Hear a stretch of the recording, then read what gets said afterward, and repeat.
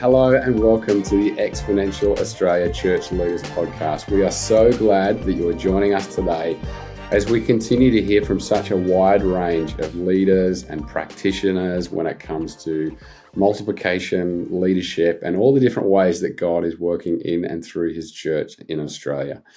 And today we are joined by a very special guest in the form of Karen Wilson. Karen is the CEO of GLN, the Global Leadership Network. She is known to many in the church in Australia. She has served very broadly, and in fact, her current role finds her serving in a very global capacity as well. And so, Karen, it is so wonderful to have you on the podcast. Thank you so much for being with us today. Yeah, it's my pleasure. Thank you for inviting me. It's a new space, so I'm interested to see how this evolves and what we talk about. So good. And we're so, honored to have this kind of shared friendship in the gospel, particularly in all that GLN is doing, both around Australia as well as its origins in North America, as well as all around the globe. And so we're going to be talking particularly about GLN and your passion for leadership today. But I wonder, just to get us started, just for those who maybe haven't heard your name before, give us a bit of a sketch of your life and ministry, family up until this point. We'd love to get to know Karen before we hear about the different things that you're passionate about. Okay. Well, I was one of those kids that was born on the front seat of a church, I think. Wow. Probably not literally, but within a day, I'm sure I was there. My dad was a pastor.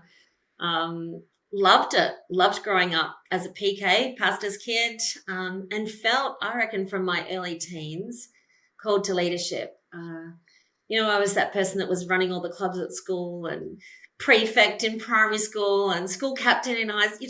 It just felt called into a space where I could just serve other people by guiding them. And met my husband now, and he felt the same. We both met leading youth group. I mean, honestly, I think it's kind of like the story, the textbook. And then, within a short period of time, realized our call was together. So Mark is a strong leader in our country as well. So we have this journey of dual leadership, which is really interesting for us.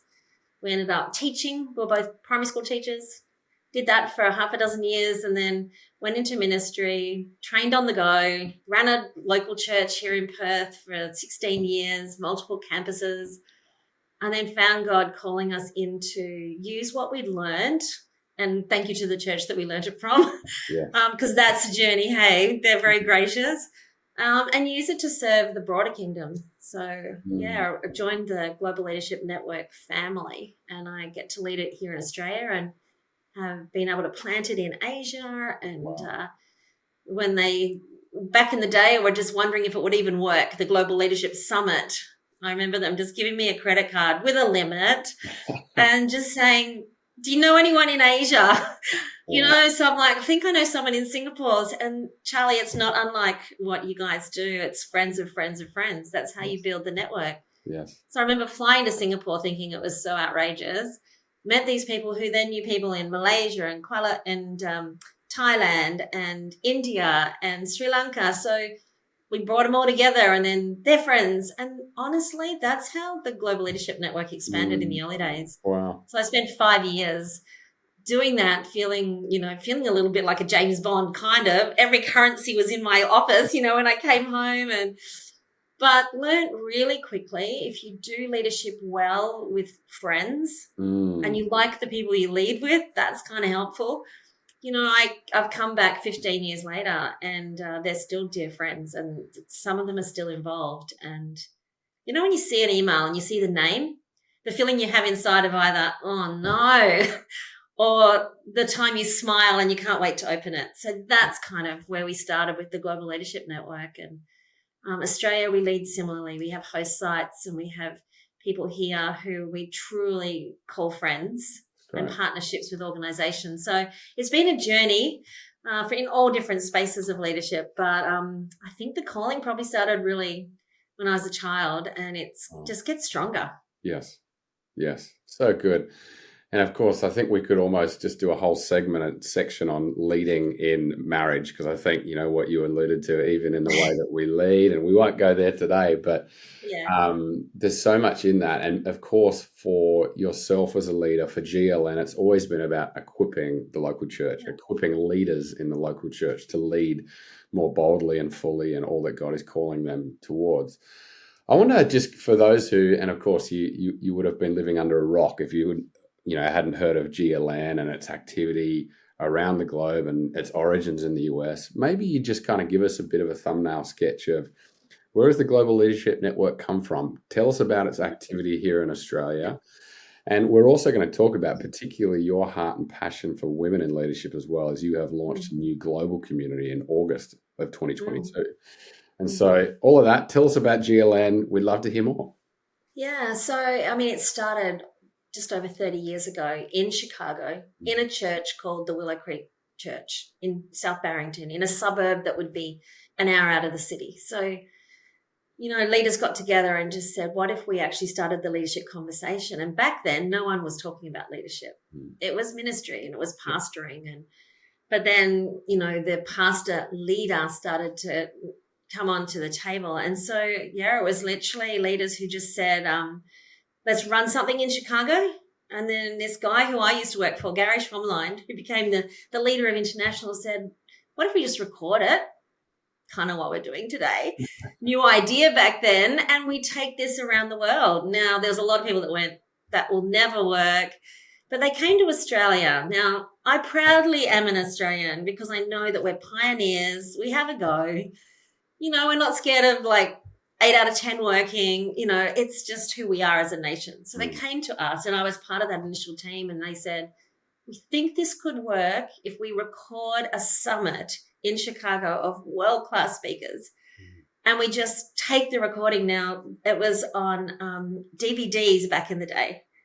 And there was a manual about 80 pages thick that taught you how to actually play a DVD conference. And you had to have backup DVDs and 2-second delay. I mean, it was so funny. Wow. But we launched in Australia across 5 cities as one of the first international spaces to launch. And out of that, they then formed an affiliate, which is now what I lead. And there are 4 of those around the world, in Germany, in South Africa, in Australia. And then basically they run this summit every year. So some countries, there's over 100 countries that host the GLS. Some of them, they literally just go to the event in August. They choose their own lineup. They get to, it's like a smorgasbord in August, and then you just pick what is going to work for you. And they go back and run the summit. For us as an affiliate, we are here with a board. We are an independent company here in Australia. We have staff and we are year-round connectors like what we're doing today. We have leader networking events. We have all sorts of things that are running. It's literally serving the Australian leadership community year-round. It's not like that everywhere, but for us, we get our product from the US and then we also make a lot of our own stuff. Our next gen here in Australia is literally almost as big as our GLS audience. So good. And we're getting unique, bespoke content, different to the summit, into schools. 8,000 students went through GLS Next Gen training last year, and we have a goal for 10,000 this year. So we get to kind of dream, to think. We are a little bit of a hotspot of their research and development and things that work in Australia. We then share it with the rest of the world. I was speaking with leaders from the UK yesterday, and they were asking us about our GLS business. And they're like, could you show us what you do? I'm like, you can have what we do. Just stick your own brand on it. Yes. It's yours. We don't hold it. We're here to work it out, pilot it, fix it, share it. It's so kind of like the model. Wow. I think us Aussies definitely pack a disproportionate punch to the global church. I agree. We're prepared to punch first and ask questions second. There's just something about the way that we've been wired. And I'm really curious, Karen. I hadn't prepared this as a question, but I'd love you to tell us more about Next Gen. I think one of the great challenges for the church in Australia, obviously, is Next Gen, but also the way that we are discovering the future church leaders, discovering the future church planters. Tell us about Next Gen and the way that you guys have been able to engage that type of audience. Yeah, and I love your word, discover. So it's not really make them, it's literally find them because they're already there. So we have 2 full-time staff now who literally have worked in over 45 schools in the last year. We do a lot through Christian school networks, and they take a different product into schools and for all of the high school, and there's now a primary school. Last year, a primary school program as well. We're having principals come to us and say, we have kids who are leaders in front of us. We have no way to train them or to mobilize them. So this is like a summit day for schools, and schools just buy the product and literally roll it out. And you imagine if kids come in, say, year 6 in primary school, there's a 38-week leadership program that we've written.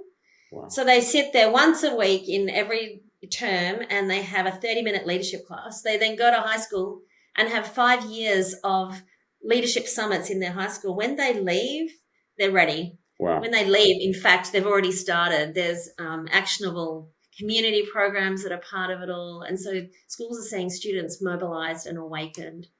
And then we've just written over the holidays, interestingly, a Thrive leadership course for youth leaders and pastors. Oh, amazing. How they can sit down with their senior pastors and literally work out their entire youth group strategy and structure and programs and build teams and work out governance. And it's being released second term. So we're now coming in alongside churches to say, let us help train your youth leaders, because I've been a pastor.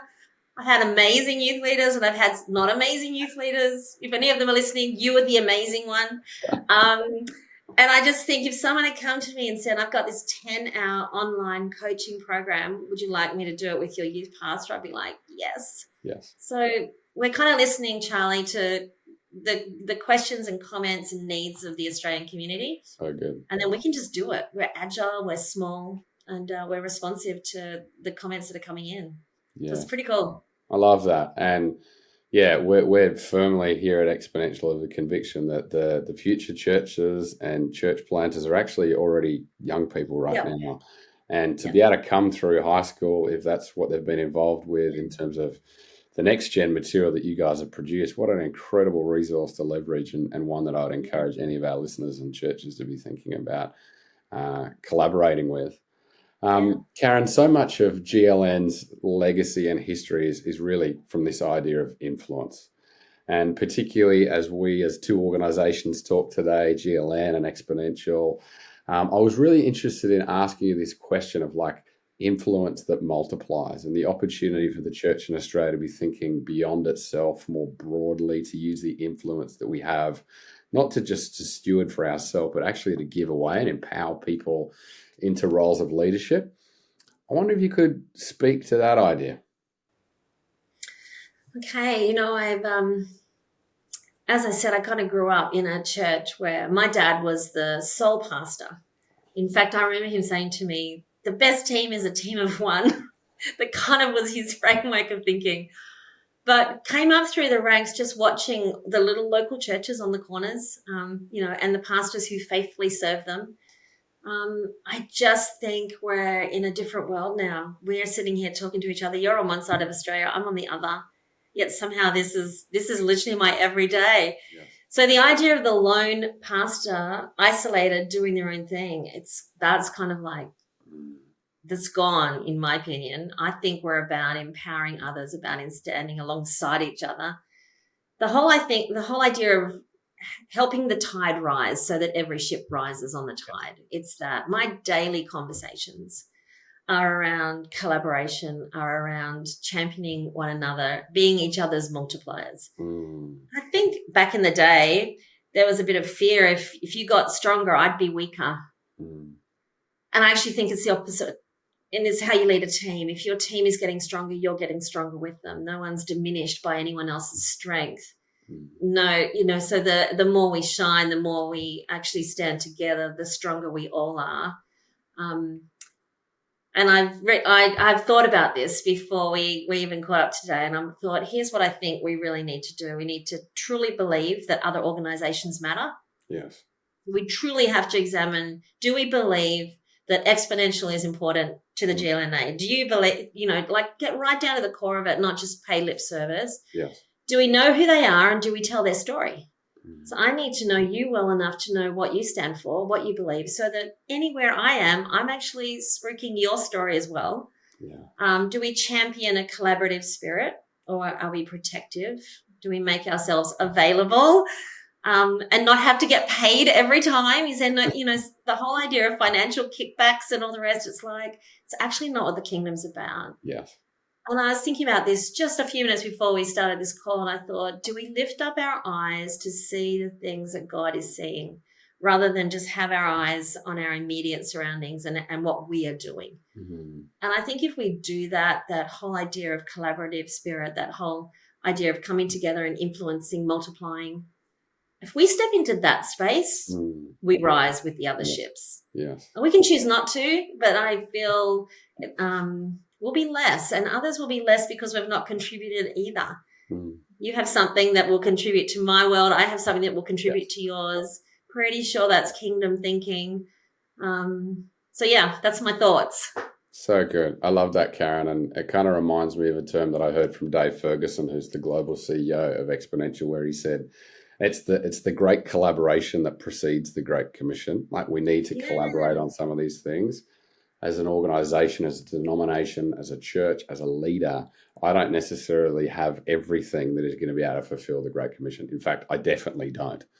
And yet we are invited to collaborate for the sake of the Great Commission. And there's another great leader by the name of Bob Buford who once said, I want my fruit to grow on other people's trees. Like, I want to be that type of leader where leadership multiplies into the lives of other people. And you've got to know others for that to be working at its best. It's not just attending a conference and sitting in a seat next to someone or buying a ticket, or it's literally knowing their story. We have an organization we partner with the GLNA, and that one of their senior leaders rang me. She goes, I just had the funniest moment. Now, we partner really strongly with them in Next Gen. She said, I'm in this Next Gen space talking about our organization, theirs, and they asked me about what GLS Next Gen does. And she said, I knew the whole vision, the mission, like how many schools. And she said, after about 5 minutes, they're like, who do you actually work for? Do you work for yours or them? And she laughed. She said, that's what this partnership stuff is about, isn't it? And I'm like, it is. Yes. So that you smile, that it's the friends. It's all of that nowadays. And it just didn't happen 20 years ago. So good. So I'm glad that we're in an era where it does. Yes. I heard a motto the other day that says we want to have a lose-lose-win relationship. I lose, you lose, so Jesus gets the glory. So he wins. Yeah, and I think there's something in that. Hey, very cool. Karen, I'm particularly interested today as well to hear about an initiative that you personally have launched globally around the Women's Leadership Network that you have developed alongside GLN. That launched just in August of 2022.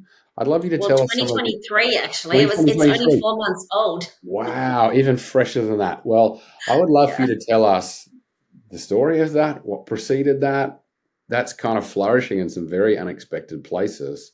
Tell us more about that side of what you do. Yeah, I think sometimes, Charlie, you get to a point in your leadership journey where opportunity, passion, gifting, time, calling, all that comes together. I would call it a space of convergence. Yes. This for me is that. So perhaps I've been on this journey my entire leadership life. I'm not sure, but about 4 or 5 years ago, through quite a spiritual encounter, I really felt God wake me up in the middle of the night and download, this is like you for the next 10 years. Now, that's a privileged place to be because not all of us get that. But that deep core where you go, yep, this is actually the message I'm meant to be speaking. So that happened. I explored a few things, and then I was invited to come on as an executive staff with the Global Leadership Network only 3 years ago internationally. So took a break from all that whole church planning, all that stuff from years ago, came back into local church ministry. And so I sat with that and I thought, as a leader, okay, God's given me this vision, this passion, this calling. I've now got this opportunity of a global platform. So I just went and sat down with the senior leaders of the Global Leadership Network in Chicago and said, what do you think if we actually put our foot on the accelerator of kingdom leadership done well, men and women leading well together? That's great. And they're like, well, we believe in that. That's who we are. I'm like, we do believe in it, but perhaps we don't see it. And I think this is the case for many churches, many organizations. Whilst they may have let's say, egalitarian mindset, we just don't see it outworked, probably because of culture. Yes. Once we examined where we were as an organization, the senior leaders, like the guys at the top of it went, and that's me saying the guys at the top of it kind of indicates, they went, oh my gosh, we actually don't reflect what is very much at our core. So I'm like, why don't we launch a women leaders network to try and bring balance? That's great. I felt like God said, pull together a group of women leaders who will go to the few, for me to go to the few, for them to go to the many. Where women understand their true worth in Christ, they encourage one another forward, but where they sit equally at the leadership table with men. Yes. And where we actually propose that and we live that, and we then fan into flame that mutual respect, equal voice, shared opportunities, championing one another. But we all come together, await the move of the Spirit. It's that kind of a movement. So we started in Australia, surprise, Come on. about August 2022. And I'm like, well, let's launch this thing in Perth. Let's just see what happens. So had to go here and literally had 40, 50 women leaders from my city in Perth just go, we need this. We came together to listen to the voice of God and listen to each other. That was it. There's no speakers. There's no conference. It's no anything like that. In fact, I went to a really bad campsite with them, and I'll never do that again because they really don't like that. Yes. But we just spent time and then prophetically speaking into where this was going. And to a leader, every one of them said, this is actually global. This is not just for Perth. Right. So when I sat down with the leaders of the Global Leadership Network in Chicago, I said, I believe this is global. And they're like, absolutely, let's launch this globally. So Perth had been doing it for a year. Cheers to Perth. Australia now has launched through South Australia, Queensland, Tasmania, just launched in New South Wales, across in New Zealand, because, they're kind of part of Australia in my mind. So literally it's blowing out here in Australia, where it's cohorts of women forming in leadership to identify leaders. Like even with Next Gen, you were saying you got to find them. Yes. And sometimes the reason they're not in organizations is because we just don't know where they are. So to identify, equip, empower, and release them in a network for impact. That's the T-shirt, those words. So we did that. And then August last year, I flew to Chicago and stood on a stage in front of over 1,000 men and women as we celebrated together the launch of this global movement. Wow. Now, we're already a global organization. So we offered it to countries, and more than 20 countries in the this last season have launched women leader network cohorts. Brilliant. And it's literally every week. There's a team in Chicago now that I lead. And so that's kind of what I do. I lead Australia and I lead this movement. That's enough. But God is literally, anyone I speak to, these are CEOs of organizations. It's fully funded by donors who are like, we've been waiting for this. Yes.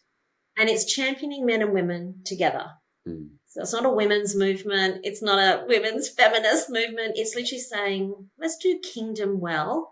But for now, we need to really put the foot on the pedal for women leaders, and we need to balance things up a little. We're just not there yet.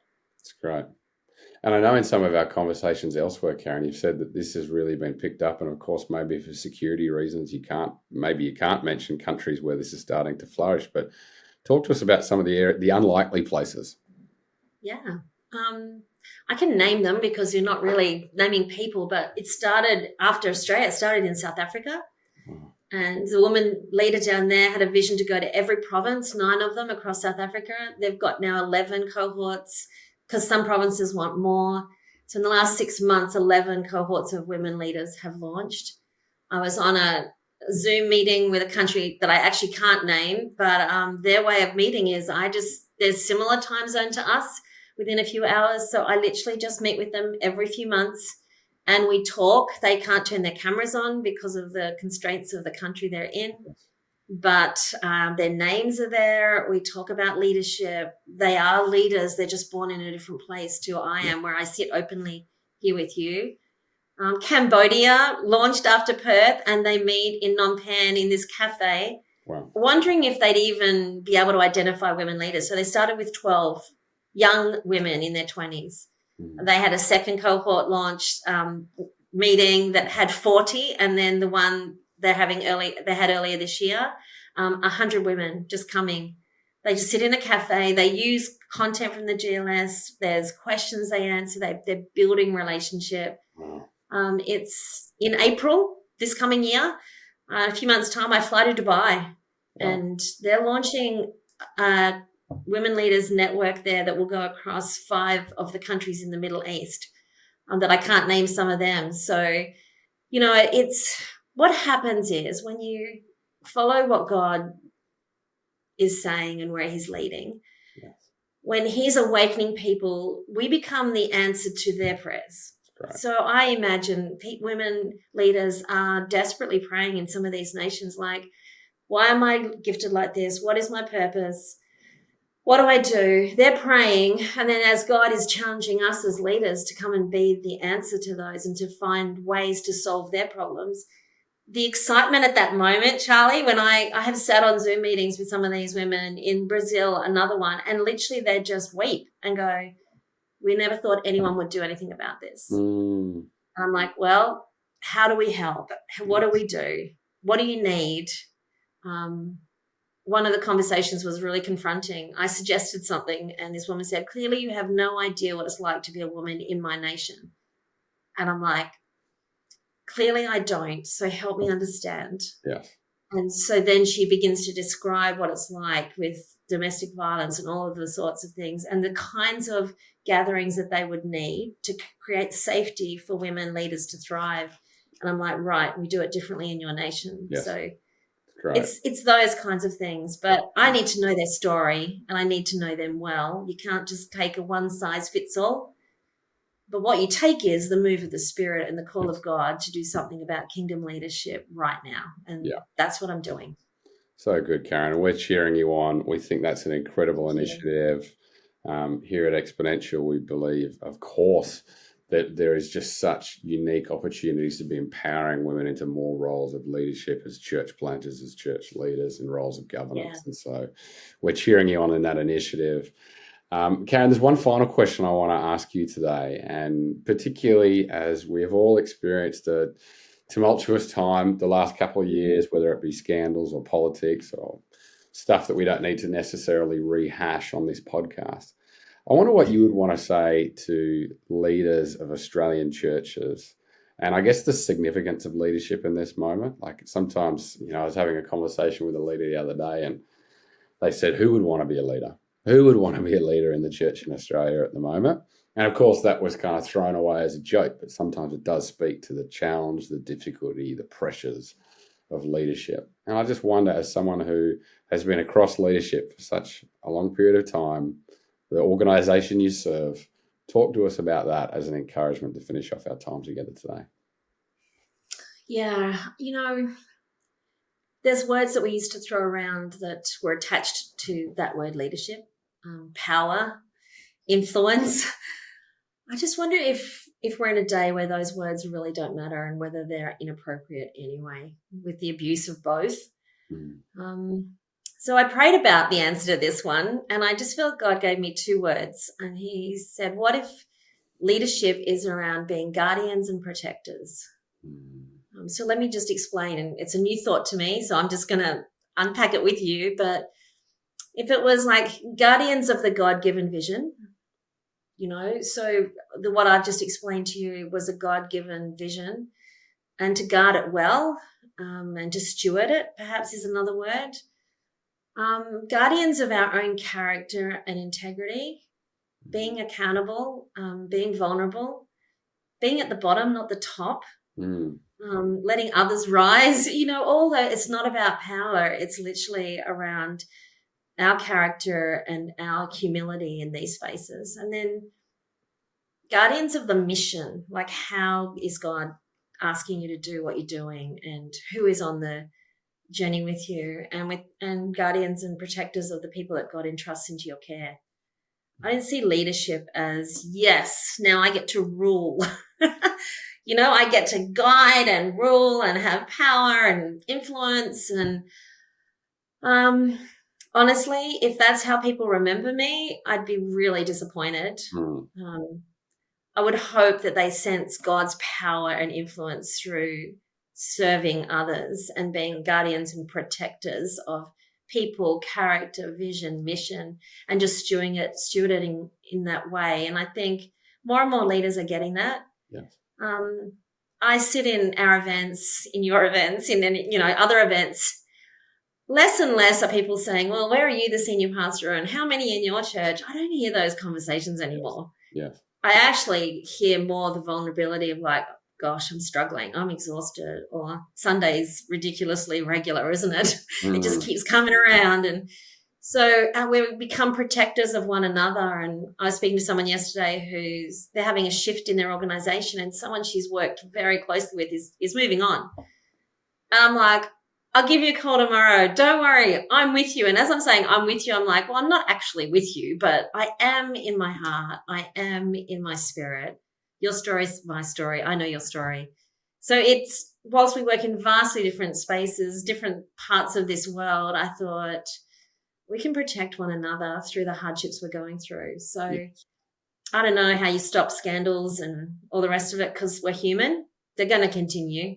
But I think how we protect the space and where we lead with greater ease is to perhaps see it as being protectors of God's vision and guardians of people rather than anything that is our own agenda. So good, Karen. And what a great parting kind of vision to give our listeners today. And we so appreciate the time that you've taken to share with us, to be with us. We want to strongly encourage anyone who's been listening on to make sure you check out the events that I'm sure GLN have got rolling out this year. Jump on their website. They're always incredible. Karen, thanks again so much for being with us today on the podcast.